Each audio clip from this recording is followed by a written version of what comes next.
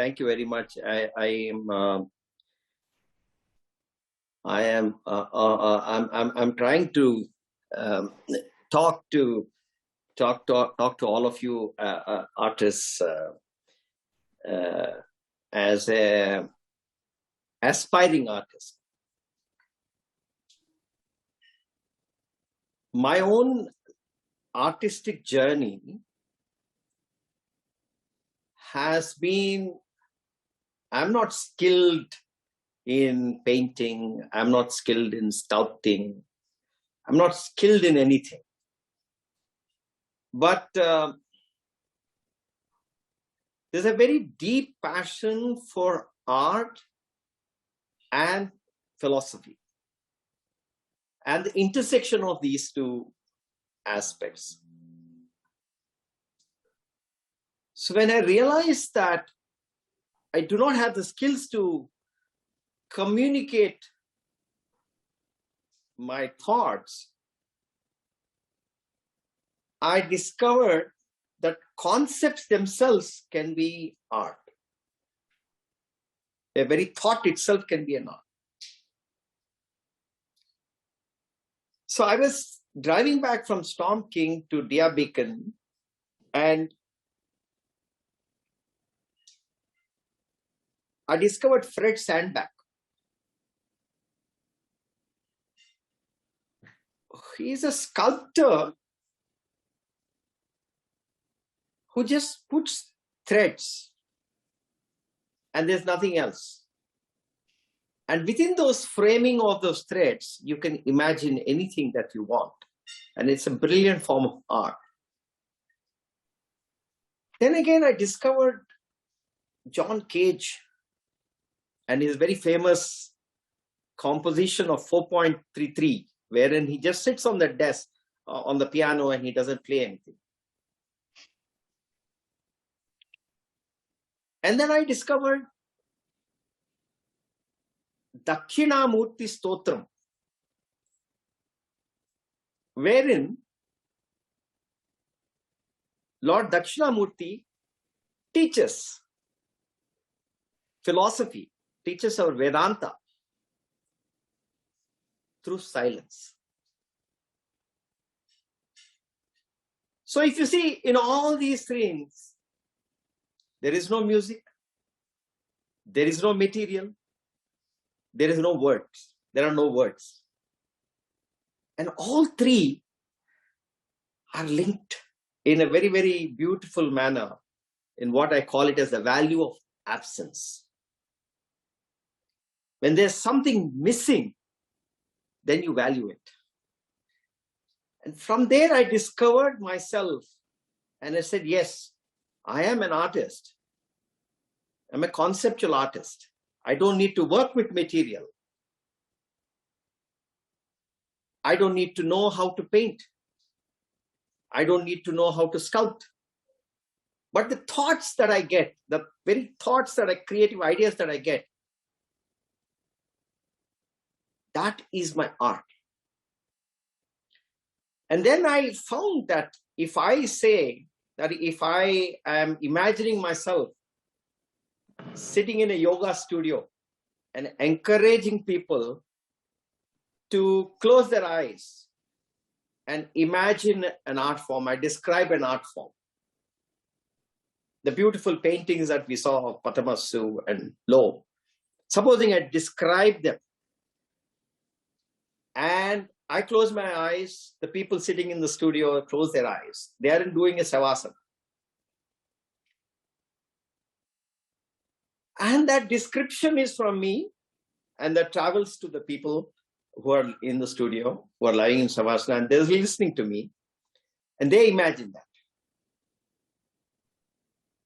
So I imagine that kind of a framework wherein, as a conceptual artist, I'm able to describe art. And there's no material. It's just a thought. I'm describing a thought. I'm visually describing. The extent of description is mine. And they're listening. What they're listening is theirs. And between us, there's a connection. And that art is created. this is my practice. And over a period of time, I have been thinking, coming up through Indica, various concepts, various frameworks, logic, and, like Bach's music. If you all listen to Bach, and if you listen to that, the very famous book of Godel, Escher, and Bach, and if you look at Escher's paintings, for example, and Godel's algorithm, mathematics, and Bach's music, the precision, the logic of that art is extraordinary. So there's no fuzziness. There's very precision. That precision gives you that artistic joy. So it's sort of like there's a conceptual framework and there's a logic. This is my personal journey.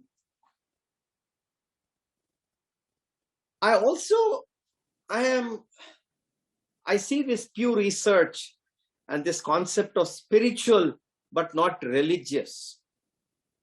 There's there's a growing population of people in America, almost 30-35%. They call themselves SBNR, spiritual but not religious.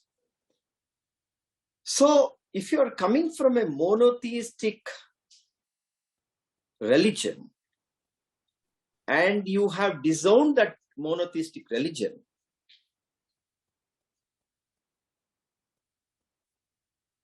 you do not know what to do, but you meditate and you call yourself spiritual, but then you say, I'm not religious. And the reason you say, obviously, because a monotheistic concept or a construct does not satisfy you, because innately you're a polytheistic person. But then you have defined yourself, you have labeled yourself as an atheist, because you have left the monotheist, now you're an atheist. You have defined yourself, you have labeled yourself. But then you're making an exemption, but I'm spiritual but not religious. You're happy with that framework. And then you start your journey with meditation and yoga, environment, veganism. All these things are there. But then the last frontier, you have not crossed. The threshold of devotion, the threshold of surrender, the threshold of gratitude, you have not been able to cross. So you're getting the benefits of being a spiritual but not a religious person. But you are not there yet. You have a calm mind. Then you will do a little bit of philosophy or Stoic philosophy or something like that. But the final immersion that comes only with a surrender, with a sense of devotion, with a sense of gratitude is not there. So you're operating at a 80% human enjoyment, aesthetic experience. You're not able to immerse yourself. So you realize that there's something pricking within you. And my talk is, and my concept is only targeted at the SBNR, not the polytheists who are already devoted. So from a monotheist to an atheist, and then you still are not reaching that particular final frontier. So how do you convert yourself into a theist? Your intellect will not permit you. Your intellectually and your ego will say no. Your logic will say no. But then you like it when you surrender to something, when you express gratitude, you understand it, you experience that. And so how can you do it? So how does an atheist convert himself into a theist or a polytheist? Is the conceptual work that I want to present as an art. And that's why I want to present it in this session. This journey between a monotheism, atheism, theism to polytheism. How do you journey? How does the SBNR journey? That's the issue. So you realize the importance of gratitude. You realize the importance of surrender, because you're already saying I'm spiritual. So spiritual means at least you realize that there's something else larger than you. So therefore you appreciate that. I want to propose a conceptual framework for all the SBNRs around the world. First and foremost, understand that without devotion, without gratitude, without surrender, the final frontier is not crossed. No amount of mindfulness, no amount of meditations will not help you. They will only sharpen your mind. They will only help you concentrate better. But unless you learn to cross this, your ego will not be subsumed. You will still be at an intellectual level. So if you realize that simple fact that you need to surrender, you need to express gratitude. If you realize that, then what next? You have accepted that. What next? What do you do? Do I go to India? Do I go to Thailand? Or do I go to any indigenous tradition? Again, your intellect is preventing you. The intellect is preventing you from going to anyone and surrendering, because only surrender, you know that surrender can give you the final, cross the final frontier, but then you don't know what to do. So this conceptual framework in an artistic way that I propose to you is to create your own icons.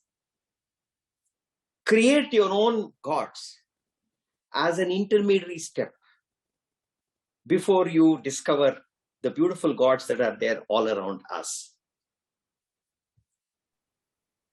I want to call this as Penta Polytheism, fivefold polytheism. I am inspired by the Gita. I'm inspired by the Panchamahayajna. And I want to use that framework of Panchamahayajna and call it for the SBNRs and say that call yourself as Penta Polytheists. And create your own icons. Start with Pitri Yajna. Your ancestors. Go and get a DNA test done. Discover ancestry.com. If you go, intellectually you can go to ancestry.com, you do your DNA, discover all your ancestors. Start with your parents, start with your grandparents, great-grandparents, go all the way up. Get images. Create a montage. This is the art form that I'm talking about. A photo montage of all your ancestors you create. And say, I respect my ancestors. I pray to my ancestors. I express my gratitude towards my ancestors. This is the Pitru Mahayajna. Similarly, you can talk about Rishi Yajna. Rishi Yajna is nothing but Brahma Yajna or Rishi Yajna. It is nothing but respect your knowledge. Intellectually, you can select Einstein to begin with. You can select Socrates. You can select any of the intellectual heroes that you have studied in your career and create photographs of them and create a montage before you discover a Saraswati or before you discover any other goddess of knowledge around the world in all our polytheist traditions. Before you get there, discover your own, you create your own icons and create a montage. As an artist, you create a montage. Then you come to Manushya Yajna.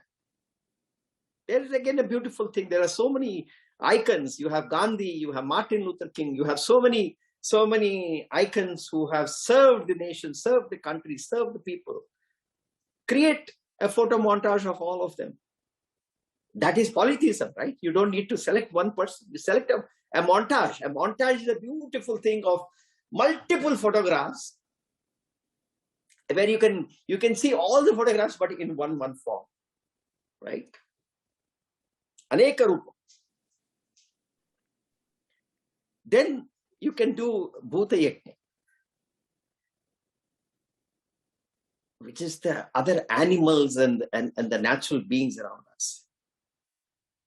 You can select all the beautiful scenes, all the beautiful things that, as an environmentalist, you must be already, if you're an SBNR, you would already be an environmentalist. Select all the beautiful animals that you love and adore and create a montage. A beautiful montage you can create, especially with nature.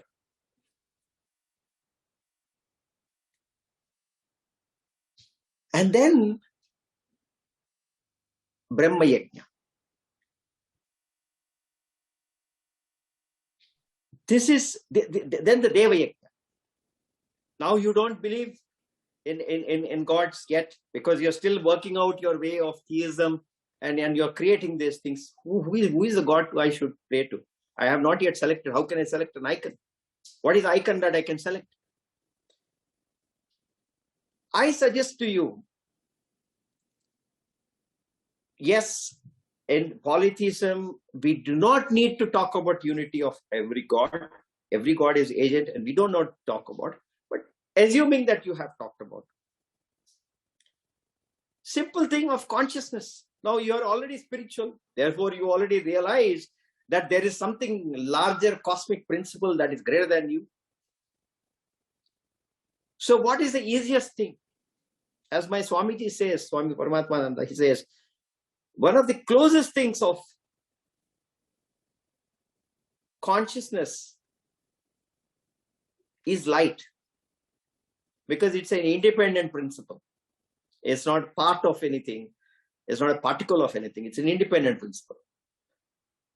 The closest proximity to consciousness is light.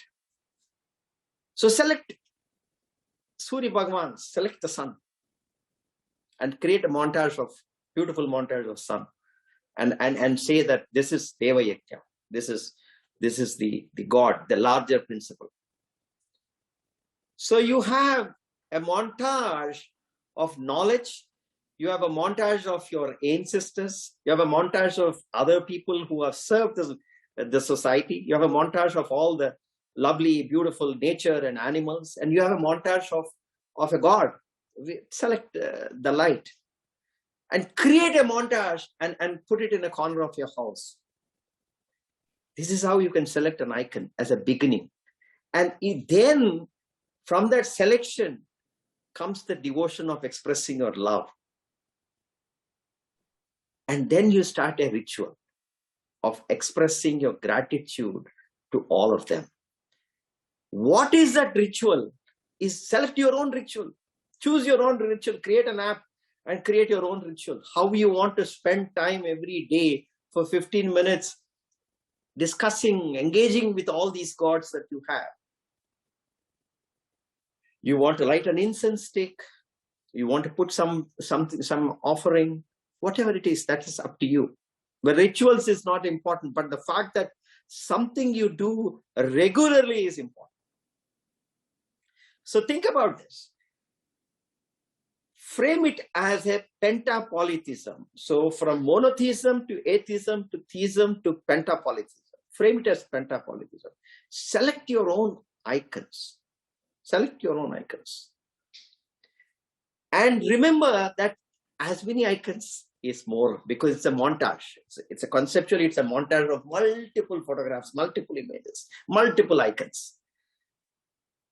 The moment you embrace multiplicity there in what you rever, you are a polytheist.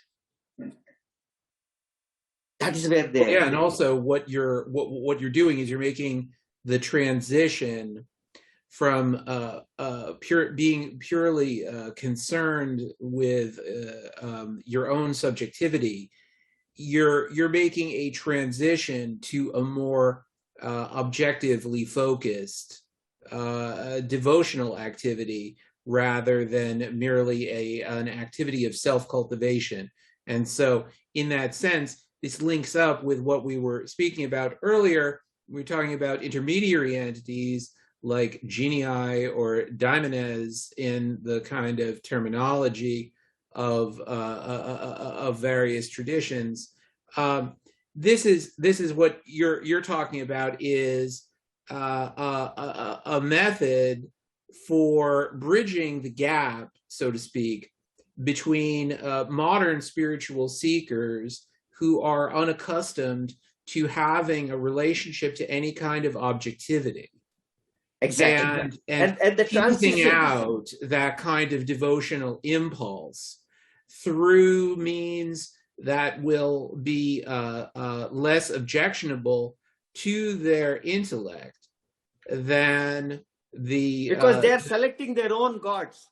They're selecting their own gods. Once you select that and accept multiplicity and establish a ritual, and then what happens is then you embrace, then you realize, oh, there is something in Buddhism that is there. There's something in Shinto that's there. There's something in Hinduism that's there. Then you start exploring because you have a more open mind. So this bridge of Penta Polytheism is a bridge for a monotheist, atheist, theist to select his own icons at a conceptual level, start a ritual practice, from there transition and explore the actual polytheistic religions. Because he's not going to, how is he going to select, how is he going to open his mind to even say, okay, I want this or I like this? So this is an intermediary conceptual framework. It's an intellectual framework. It's an intellectual framework that destroys your intellect. It's an intellectual framework that helps you transcend it and using the mind to transcend it.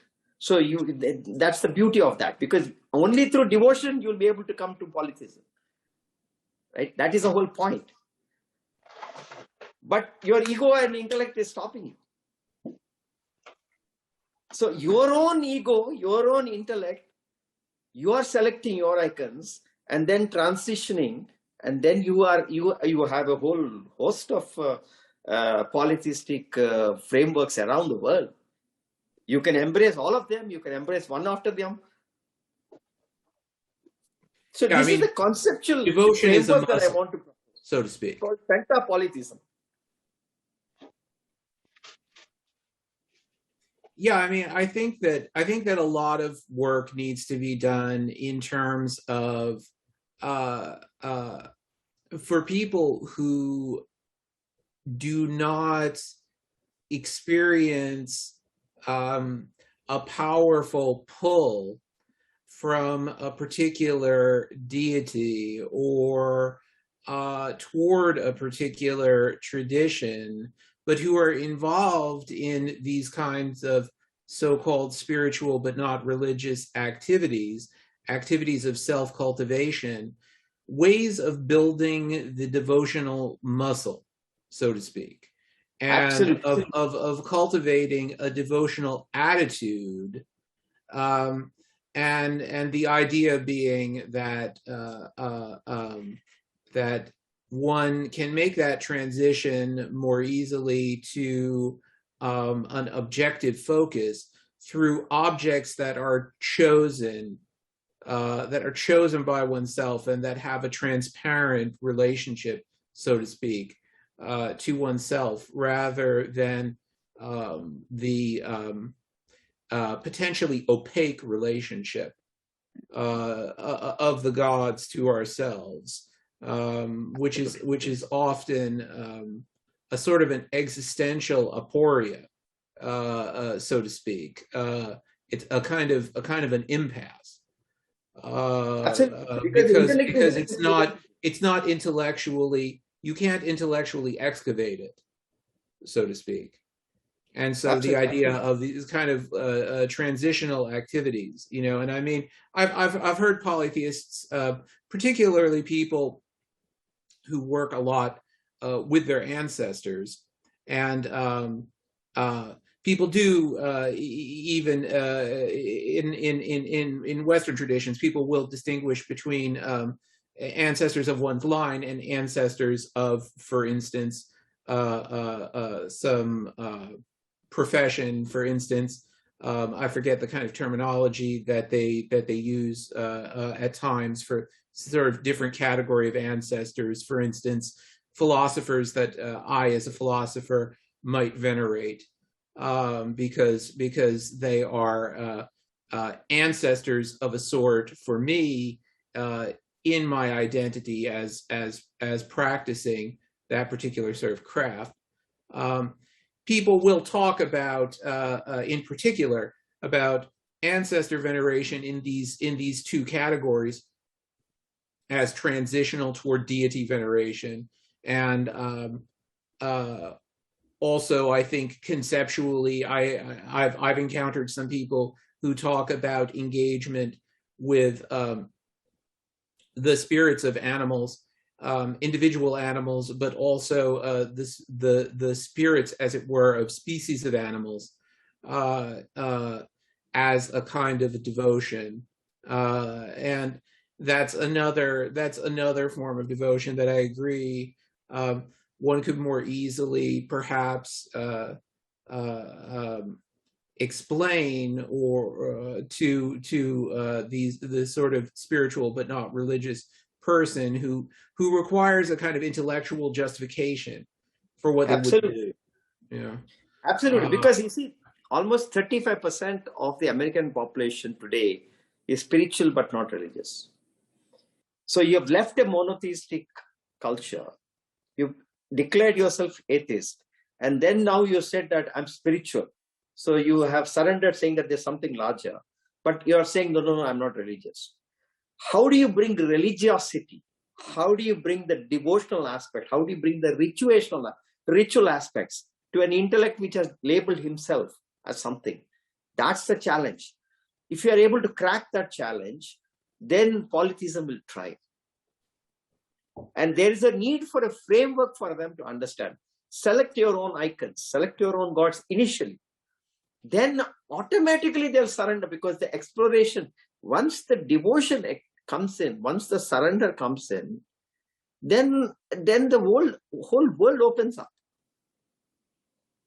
The whole world opens up. That's the point. And that's why the artistic element here, not apart from the conceptual thing of framing it like a Penta Polytheism with these 5 categories, that's the conceptual part. The artistic material part, which they can only do it on their own, is the montage. Because a montage is is multi. You see? That's the artistic part in terms of a material art. So create your own montage for every category. And then you have a concept which satisfies your intellect. Then you have a montage which you can express your devotion to. To that montage, you can keep adding the actual polytheist gods around traditions, from around the traditions, eventually, as you discover them at your own pace. Because for an atheist to actually select one tradition, he has to explore, he has to discover, be it whatever be the tradition, and that's not an easy process for somebody. So there is an intermediate. I mean, a lot of times, I think we who are active in the community, we were self-directed. And a lot of times I think, and also because a lot of us aren't particularly concerned with growing polytheism per se. I mean, I've had a lot of conversations with other polytheists where they've said things to the effect of, well, why do we actually, I'm not interested in growing it. I'm just interested in the people who end up here, because these are the people who the gods chose. And I think that if we're going to have an attitude of wanting to advance this as an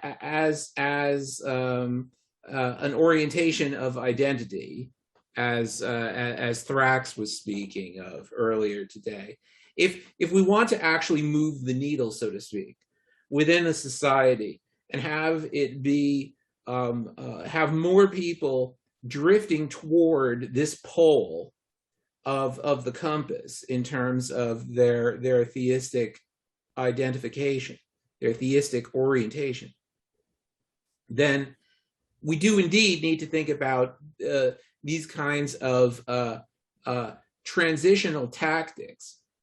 I would say that art does have a role here because of the notion of making for oneself and the kind of investment that a person has in that which they choose for themselves, make for themselves. But I mean, what's paradoxical about it, of course, is that because we're trying to get people to a place of surrender, you see, we have to find a way to get them to choose their vehicle of surrender. You see, and so there's a certain kind of inherent paradox there.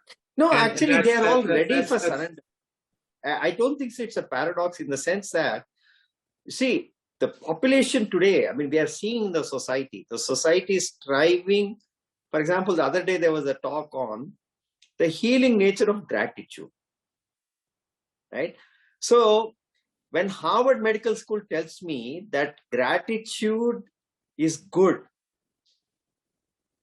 for my better well-being, then my intellect accepts it and says, oh, I have to be now grateful from now onwards. You see? This is what's happening. So this is anyway happening, but it is all at the intellectual level. But they don't have the tool to transcend the intellect. They don't have the tool. They need an intellectual tool to destroy their intellect. You see? And that's where art comes in. And that's where the conceptual framework that you can select your own icons and you can select your own thing and you select your own ritual formats as a beginning, as an intermediate step before you jump into anything else. This will appeal.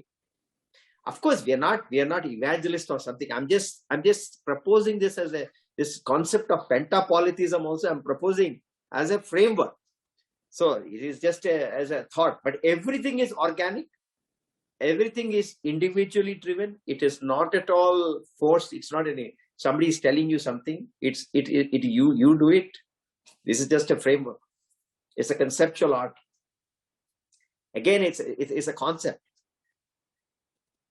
It's not something that that's put down on anybody or anything like that. It's just a concept.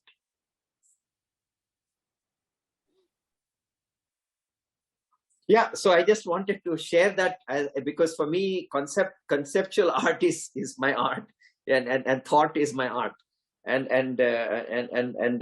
material aspect of it. I as a framework, I'm just saying that a montage is the way that individually they can create their own montages of any particular category. So it's up to them in a material way.